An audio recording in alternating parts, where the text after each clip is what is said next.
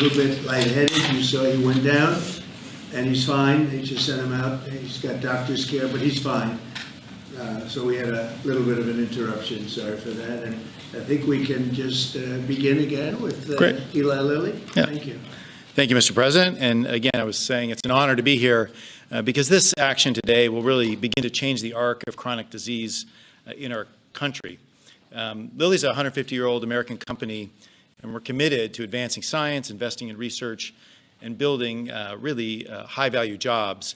But today, I want to start by thanking the many Lilly scientists who pioneered breakthroughs like the ones we're talking about today, breakthroughs like tirzepatide or Zepbound, and also our manufacturing people who work around the clock to make supply possible for this kind of landmark announcement.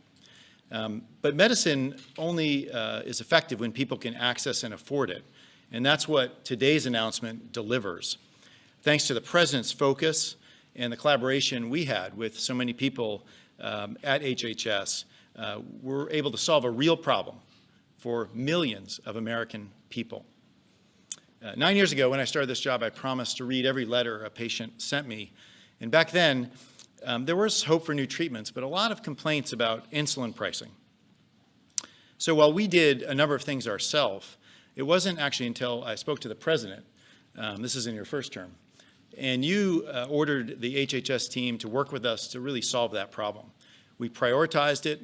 We launched a copy of our own medicine at 90% off, and then we capped the price of insulin for Medicare patients at $35. And Biden tried to take credit for it. Yep. It was in your first term. It was crazy. Yep. We did it, Yep. and then it came through during the early part of his term, and he tried to take credit. So we did the best we could to let him know that didn't happen. He got a little lucky, but I always said, frankly, I said, this is not good, because statutorily it had to wait a little while, and it came out at $35 instead of some crazy amount, right, David? And they stood up and they said what a great job they did. No, that was done by Trump and Lilly. Yeah. Go ahead. Yeah, so we solved a major problem together. It's now law. Today when I get mail, it's quite frequently from patients who are just having amazing success on our weight loss medications, but they too are finding it out of reach, particularly America's seniors in Medicare. So this spring in this very office, I met with the President and Secretary Kennedy, Administrator Oz, and others to figure out how to tackle this problem. And of course, unlocking obesity treatment is critical to chronic disease management. So is diet and exercise. But we wanted to open up that access for millions of Medicare beneficiaries and Medicaid as well. And again, the President saw this opportunity, and we left the room, and he asked us to solve it. So 7 months later, we're here. Medicare coverage with a $50 cost to patients per month. That's down from Medicare patients today, if they want access to our medicine, pay $500 a month out of pocket. Drug coverage is critical to health improvement. And we're not just treating the weight here, that's important. We're changing the course of chronic disease. Our medicine cut progression from pre-diabetes to type 2 diabetes by 94% after 3 years in major studies. And many studies have shown the benefits that Dr. Oz spoke about with cardiovascular risk reduction. This agreement also accelerates approval of a new treatment that are easier to take and highly effective, like our once-daily oral pill or Forglipron. And we have other treatments in development, and those will be included, along with other manufacturers' latest treatments when they become available. So as drug coverage expands, so does choice, and data shows that medicines work differently for different people. Some are better for some, weight loss and weight maintenance, and we really believe that doctors and patients should choose the best option. So it's important that this deal includes both of the leading innovators and manufacturers of this transformational new class of medicines. Medicare coverage is a milestone, but it's probably only the beginning. We call on states, on employers, on commercial insurers, even PBMs, to join and expand coverage at affordable prices for all Americans. And Lilly stands ready to partner across the healthcare system to make that happen. Just as we've achieved this partnership with Chris and Inma and John, who helped us from CMS to make this day possible. And we're anxious to get started with this. As early as April 1, this coverage can begin for our medicines and Novo's medicines. And I just want to say it's hard to overstate the impact of this day. It's really a turning point in the fight against chronic disease and a landmark achievement for President Trump and Secretary Kennedy, as well as, of course, our company. But most importantly, it empowers people to take control of their own health, to eat well, to exercise, of course, avoid harmful substances, and where appropriate, in consultation with your doctor, access affordable now obesity medications that are really a breakthrough. And we believe that when America is healthy, America is strong. And at Lilly, our goal is the same here, to invest in science, invest in our country, deliver breakthrough medicines, and reduce and then prevent chronic disease, all to make our country strong for generations to come. So thank you. Thank you, Mr. President. And I'll introduce Mike, my colleague. Thank you so much. And before we, is Tom Emmer, we have one of our great leaders here. Is he in the room? Behind you. Where is he? Oh, hello, Tom. I was going to invite you up. How about Mrs. Emmer joining us, okay? The real boss. Come on the up. real boss. Mrs. Emmer. Come on up. Come on up. She's the real boss, right? Yes, she is. Okay, please. Thank you very much. Thank you, Mr. President, Secretary Kennedy, Administrator Oz, FDA Commissioner, Dr. McCurry, and the whole team. I'd like to especially thank Chris Klump and Imna Hernandez for your hard work. I also like to thank my own team, Dave Moore and Karsten Knudsen, for their tenacity in getting us here today. It's an honor also to be with you, Dave. Dave and I compete on a daily basis, quite hard, I would say. But because of you and because of this process and the administration, we are standing here hand in hand as friends to have a common cause. And the cause is to really provide access to many millions of patients that yesterday did not have it. So I'm very happy to be here on this today, on today's pivotal moment. At Novo Nordisk, we believe that access to life-changing medicine should not be a privilege. It is a societal promise. And that promise today is becoming one step closer to a hope, to a reality, and we are very, very happy about it in our company. We are here because semaglutide is a unique molecule. Ozempic and Wegovy are unique medicines. I cannot remember any other time during at least my lifetime that another medicine has gotten as much attention and as much honor in the world scientific circle and has become a household name. It is very, very important that we're making this deal today. We're able to stand here with you, President, and your team to ensure broad, affordable access for all American patients, and that is truly exciting. It means not only providing hope, but also providing unique medicines to help Americans live healthier lives and longer lives. Novo Nordisk is proud to be an American success story. As a leader, in manufacturing, research, and creating a lot of jobs. Currently, we have already invested $24 billion over the last 10 years here, and these investments have created more than 10,000 jobs. And they have generated $21 billion of GDP just in 2024 alone.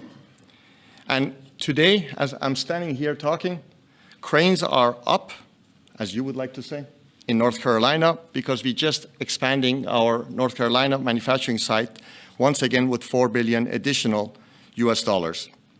In some strange way, you could say, even though we have a Danish heritage, we have been more American and been here for a long time and proud American than many other companies that were born here. And we are very proud of that. In fact, we are proud to say that our approval of Wegovy pill will be the only GLP-1 that will be manufactured end-to-end here in America by Americans and for Americans. This agreement reflects a shared belief that the administration has provided a safe and effective, innovative medicines accessible to many patients. And because we know different patients have different needs, we are very excited to have our semaglutide 7.2 milligram, the higher dose, now, as we call it, Wegovy Plus, available as part of the receiving priority voucher. We stand here to ensure that all Americans who need Ozempic or Wegovy can access the affordable medication so they don't need to go and get an unapproved compounded knockoffs version of it. Once again, I'd like to extend my deepest gratitude to you, Mr. President, and to the whole administration for making America great again and allowing affordable access to many millions of patients living with diabetes and obesity. Thank you so much. Thank you very much. Thank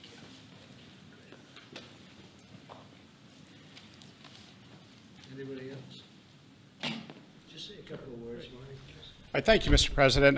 This is an amazing day because people talk about different ways to finance the broken healthcare system. This is fixing the broken healthcare system by dealing with two root causes: the price of goods and services, something hardly anyone talks about, and the health of the population. So today the FDA is announcing, as part of its new National Priority Voucher Program, that both Lilly and Novo Nordisk will be receiving a voucher for a priority review, because they're doing something in this administration's national priority interest, lowering the price of drugs to make them affordable, in line with the president's mission, and domestic manufacturing and addressing a public health need. These are 2 of 6 products that we are announcing today. Treatments for cancer that are unbelievable. They are incredibly promising. A rectal cancer treatment that has melted away tumors with no need for surgery or chemo or radiation. We're interested in therapies that reduce downstream healthcare utilization. They'll be getting a voucher for a review by the FDA in weeks instead of a year. So we're serious. We're doing everything we can to incentivize this. So I think this is not appreciated enough, because the fastest area of healthcare spending growth is drug price spending growth. And so we're seeing a lowering healthcare drug prices as a vehicle to make insurance more affordable, private insurance, Medicaid more affordable, Medicare more affordable, and healthcare in general more affordable. Thank you, Mr. President. Thank you, Marty, very much. Any questions? Mr. President. Thank you, Mr. President. You said you were able to get this deal done and so many others because of tariffs. Yesterday at the Supreme Court, the case being heard, the justices expressed some skepticism. What is your plan if they end up making a decision that's not in your favor? Well, I'd rather discuss that later. I hope we're going to win that case. I think it's one of the most important cases in the history of our country. So much evolves around tariffs as a defensive mechanism for our country, as national security for our country. So I don't want to really discuss a ground two. This is so important. If you look at China, and I covered this yesterday, but if you look at China, by putting a large 100% tariff over and above the tariffs they already paid, they came to the table, they talked, we made a wonderful deal for everybody. Our farmers, as you know, with the soybeans at levels that nobody's ever seen before, we were able to make phenomenal deals. If we didn't have the tariffs, we wouldn't have been able to do that. So we thought we did very well yesterday. We hope that we did. I think it would be devastating for our country, but I also think that we'll have to develop a game 2 plan. We'll see what happens. Most people tell me we did very well legally. Mr. President, related to that, are you moving forward with any new tariff announcements before a decision from the Supreme Court? This is the best one, and we can do other things, but they're slow by comparison.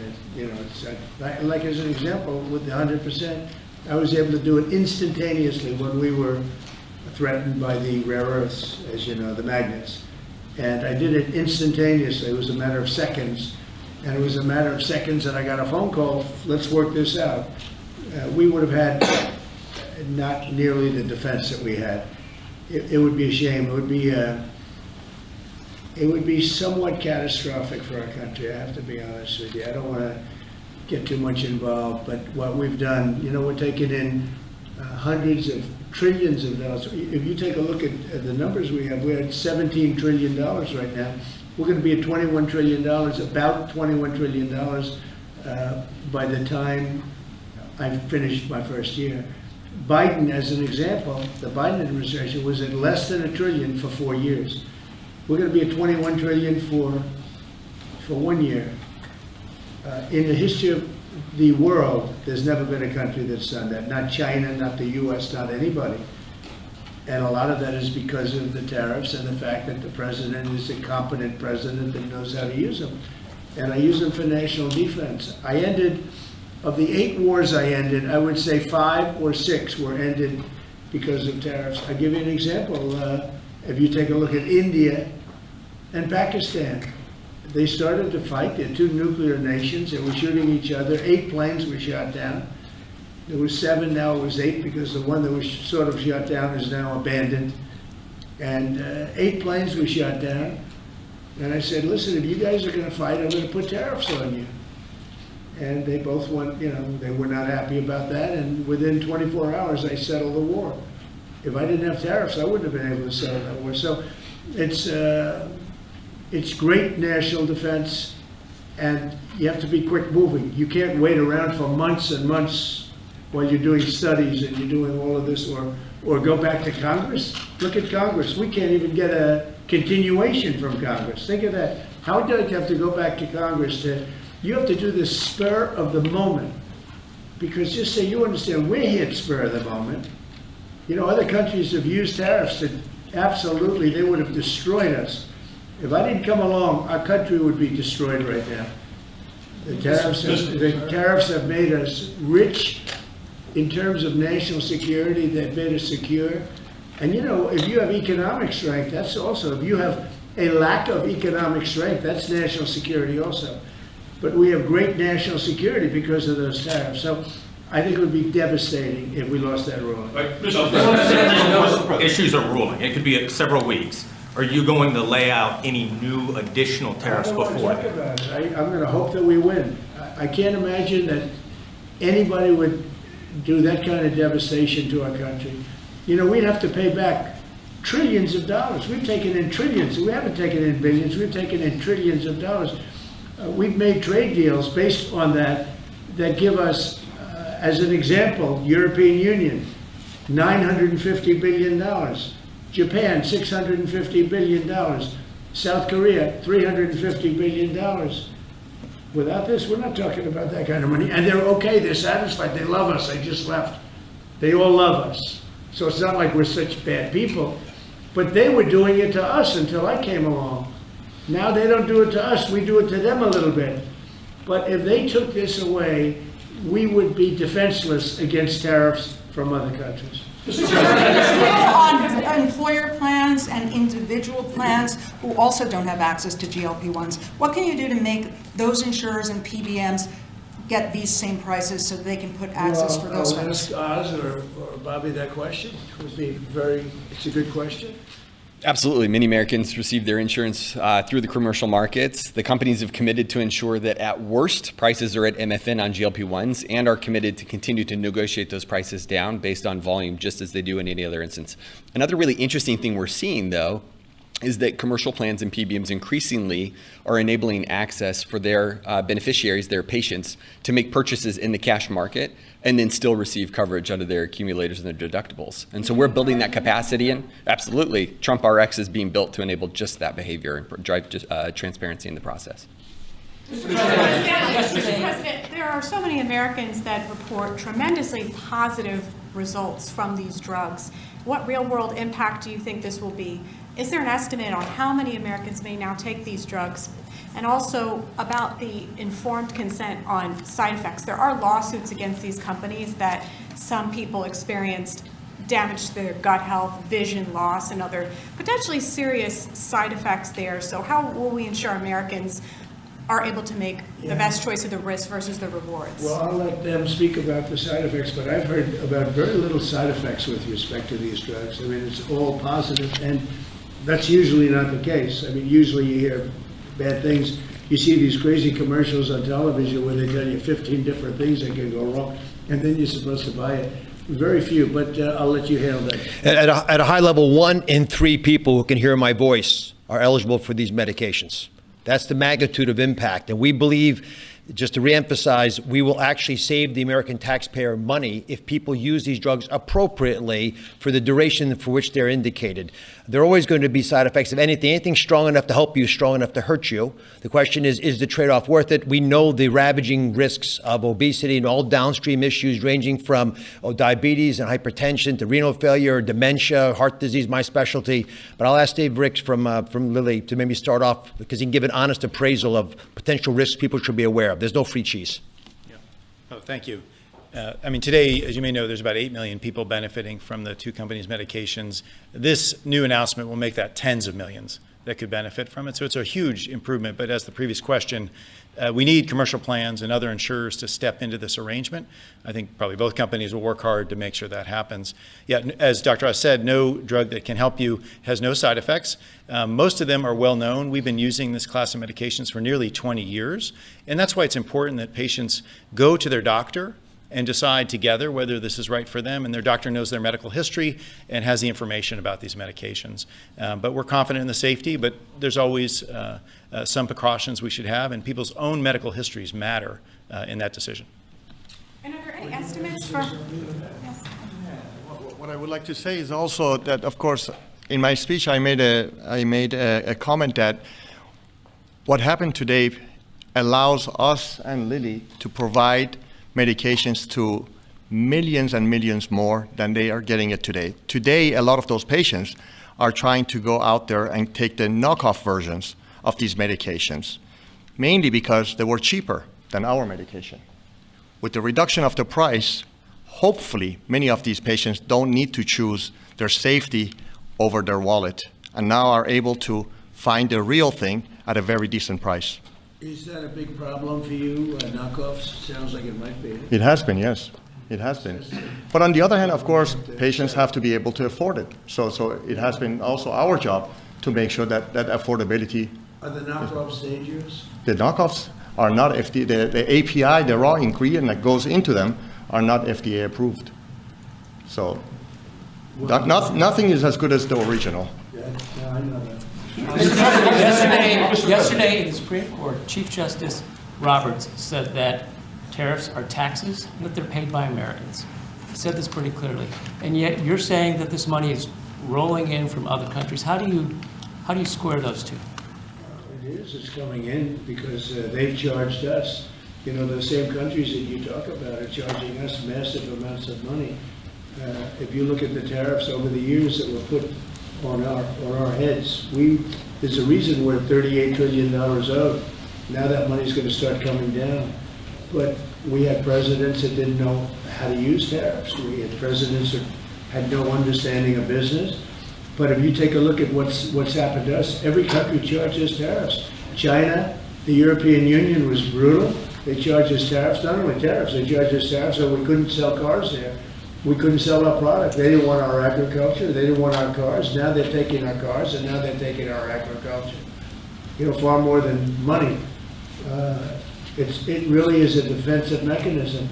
If we didn't have tariffs, we would be unable to defend ourselves. So then do you agree then that Americans are paying those tariffs? I think, no, I don't agree. I think that they might be paying something, but when you take the overall impact, the Americans are gaining tremendously. They're gaining through national security. Look, I'm ending war because of these tariffs. Americans would have to fight in some of these wars. They're gaining in national security.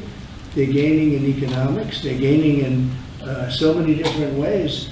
And they're gaining in self-respect for our own country. Other countries used to laugh at us. They would charge us tariffs. Japan was charging us massive tariffs, and yet they wouldn't allow our cars to be sold in Japan. But they were selling 9 million cars here, but they wouldn't allow one car. Not one car was sold in Japan. They don't laugh at us anymore. This is really a matter of, this is national security. And by the way, going bankrupt is national security. You know, our country was really in trouble. Going bankrupt, and the difference between going bankrupt and thriving, that's also national security. When you go bankrupt, when you don't have any money, you have no national security. And we are thriving. I mean, all this money coming into our country that I told you about, the 17 trillion as of now, but it's going up rapidly. I was in Japan, and we have Toyota is coming in with $10 billion to build plants operated by Americans, but building plants all over the United States. Well, they left. They took our plants. They sold cars in here without tariffs. They sold cars. We didn't charge them anything. They destroyed our auto industry. We lost 50%, 54% of our auto industry to other. We used to, if you go back into the 30s and 40s, we had 100% of the automobile business. Then it started getting chopped away. But Mexico, Canada, many countries, I mean, Canada fought us very hard. The ones that don't want us to win are foreign countries that we are able now to do very well with. Those are the ones that fight it. Those are maybe people that hate our country. I think it's the most important case maybe in the history of our country. This has been a major achievement for your administration, targeting the segment of our population that needs it the most, that has the highest obesity rates. You're making it affordable. You are truly saving lives. That's coming from the viewers that we've had in that 1 hour that we took a little bit of a break. My question to you is, Walmart just pushed out a report that says this year's traditional Thanksgiving meal will cost 25% less than it did under the Biden administration, plus gas prices being down in the $2 region makes it more affordable to travel to grandma's house for this Thanksgiving. Thank you very much. It's not so much a question, it's a statement. I would have made the statement, but we have a lot of things happening, so I wouldn't necessarily have made it right now.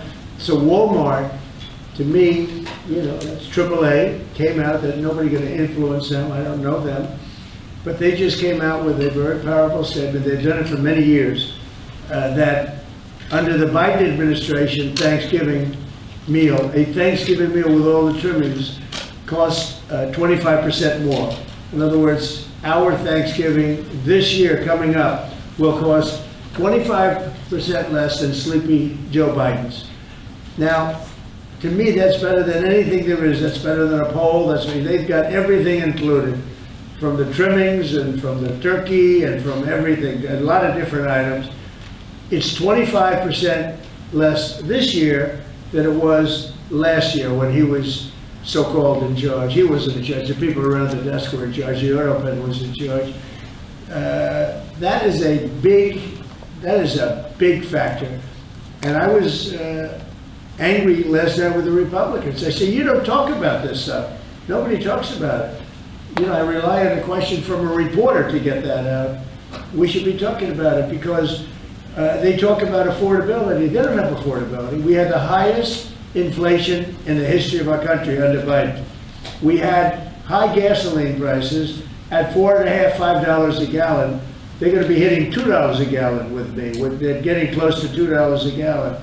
And when gasoline goes down and energy goes down, everything else follows. What the Democrats do is they lie. We are the ones that have done great on affordability. They've done horribly on affordability. The only thing is they go out and they take commercials how under the Democrats you have affordability. It's just the opposite. We have much lower prices than they do. And we only have one thing, beef, because the cattle ranches are doing well. We're going to bring the beef prices down. And they understand that, even if we have to help them out. But the beef also is not a big difference, but every price is down. The biggest price is energy. We're at almost $2 for gasoline, and you take a look at where they were at $4.50, $5 for gasoline. And when gasoline and energy comes down, everything else follows. And I was so happy. Last night I made a speech, and then I get off the stage. I said, I feel like going up and saying it, because I have a lot of respect for Walmart. And nobody's influencing Walmart. They came out and they said, Trump's Thanksgiving dinner, same things, is 25% less than Biden's. And we are the affordability one. We are the ones that have done a great job in affordability, not the Democrats. And yet, we just lost a couple of elections that were very Democrat areas. Maybe it won't be full. They weren't very Democrat when I ran a year ago, because I did well in those areas. But we just lost an election, they said, based on affordability. It's a con job by the Democrats. The Democrats are only good at con and cheating on elections. Thank you for the question. Can I ask you a question about India? Say it. How is the talks with Prime Minister Modi going on the Great. trade deal? And when do Going you, good. He stopped buying oil from Russia. when do you plan And to he's a announce? friend of mine, and we speak, and he wants me to go there. We'll figure that out. I'll go. I had a great trip there with Prime Minister Modi, he's a great man, and I'll be going. Novo Nordisk is in the middle You're of planning to go to India What are you next year? driving with? No. You're planning to go to India next year, sir? It could be, yeah. Novo Nordisk is in the middle of a potential $10 billion acquisition for a smaller obesity biotech. They might need your and the FTC's help to see that through. Do you have any issues with that, or Eli Lilly buying a smaller obesity biotech from an anti-competitive Well, I don't know, standpoint? do you want to talk about that? I mean, I'd like to hear it. Maybe you should give us a piece of the company like I've been asking for. Yeah. So Give the United States a nice big chunk of the company. So Novo Nordisk and Pfizer right now are in the middle of an acquisition dialogue and discussion. It's you and Pfizer? It's us and Pfizer Are competing for the company? competing for the company. Who's winning? And as of today, our bid is higher. And our message to Pfizer is that if they would like to buy the company, then put your hand in the pocket and bid higher. It's a free market, and at the end of it, it has to do with basically the price that the seller is selling for their shareholders and the buyer's willing to pay for it.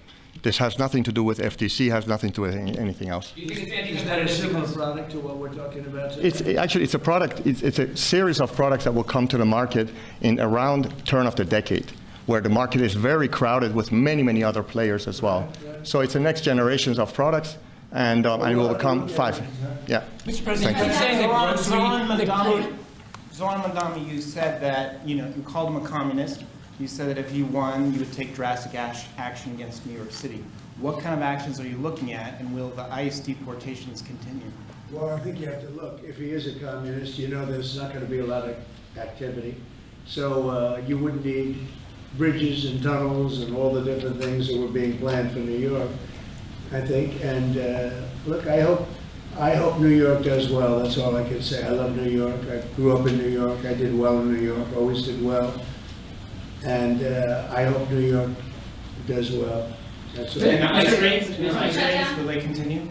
ICE raids? Well, you want to get criminals out. If they're criminals, we want to get them out. Ideally, we wouldn't have to do them because he'll send the criminals out himself. But that seems to be unlikely. No, we have to get criminals out. Millions of people were let into our country from prisons and from mental institutions and drug dealers, a lot of drug dealers and murderers, 11,888 murderers. 50% of them committed more than one murder. We want to get them out. So whether they're in New York or anywhere else, we want to get them out. We've created a great place in Washington. All you see the difference between what it was now and what it was a year ago under Biden. It was a death trap, and now it's people walk down the street, they have dinner, the restaurants are booming. Washington, D.C. is great.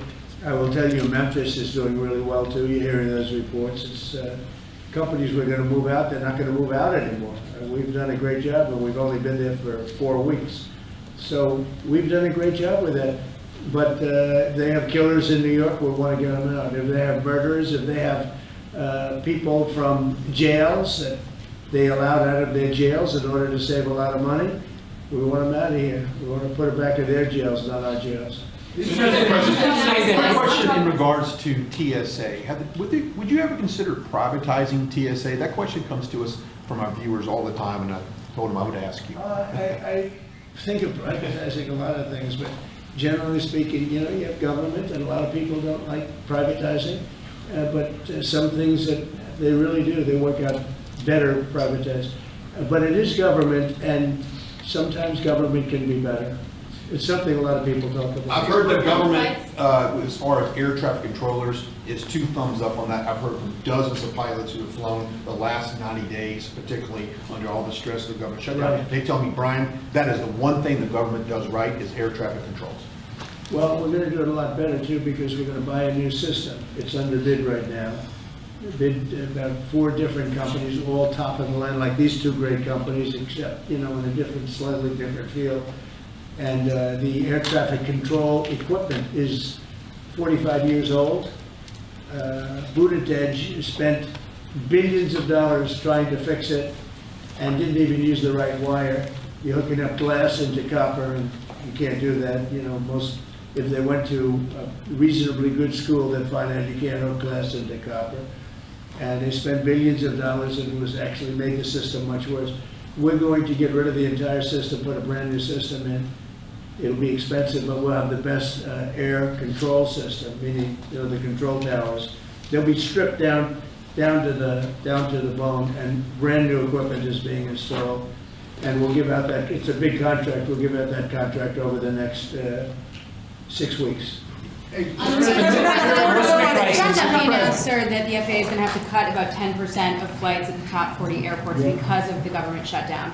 Are you at all concerned that it might not be safe to fly right now? And what do you tell people who are gearing up for Thanksgiving? Yeah, fair question. As Sean Duffy announced, they're cutting in certain areas 10%. And they want to make sure it's 100% safe. That's why they're doing it.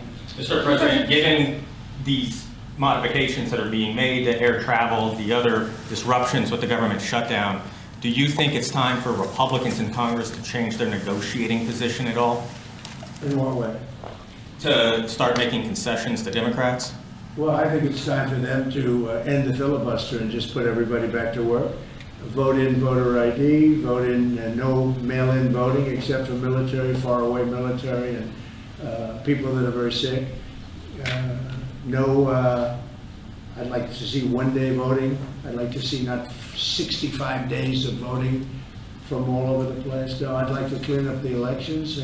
The border, we've done a great job. We have a great, strong border now. But I'd like to see new rules on immigration that can be fair and good, but rules that you'll never get, rules that they're never going to get. There's so many things we could put in, including tax cuts that we could get, and we could do it all ourselves.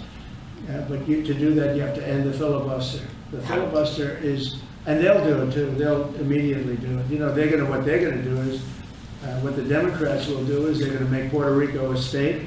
They're going to make D.C. a state. They're going to pack the court. They're going to end up with more electoral votes. They're going to end up with 4 senators because of the 2 states. And they're going to do this 100%. They would have done it except Manchin and Sinema got in their way. They would have done it. So if they're going to do it, I would do it. I would do it before them. And you think that the longer like Israel attacked first. That attack was very, very powerful. I was very much in charge of that.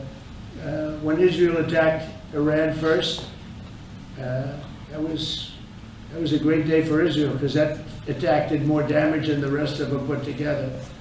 What I'd like to see is I'd like to see voter ID. Who wouldn't approve voter ID? The Democrats. Why wouldn't they approve it? Because they cheat. There's only one reason not. We don't have voter identification, and we should have it. If we got rid of the filibuster, in one day you'd have voter identification. The only reason they don't want it is because they cheat. Mr. President, ACA tax credits, there are some people, Republicans, who would also like to see the ACA tax credits extended for middle-class folks who are buying insurance on their own. Where do you weigh in on that? Well, I don't weigh in, but we're looking at all of that right now. We're looking at all of it. There are a lot of great ideas out there, including for healthcare, because Obamacare is a disaster. The Obamacare premium is going to go up 17 or 18%, and that's not my fault. I didn't want Obamacare. That's the fault of the people that put it in, the Democrats.